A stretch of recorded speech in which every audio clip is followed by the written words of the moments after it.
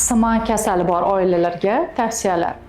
Agar sizda oilada sima kasali farzand bo'lgan bo'lsa, keyingi farzandda sog'lom farzand olishingiz uchun genetik shifokorga murojaat qilishingiz mumkin.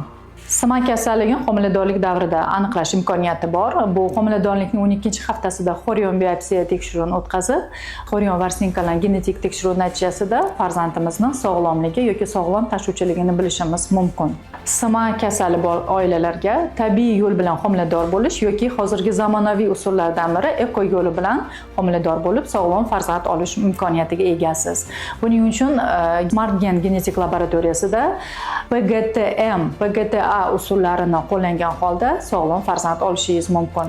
SmartGen laboratoriyasi bugungi kunda zamonaviy eko sentrlar bilan hamkorlikda oilalarga sog'lom farzand olishiga juda ham katta yordam bermoqda.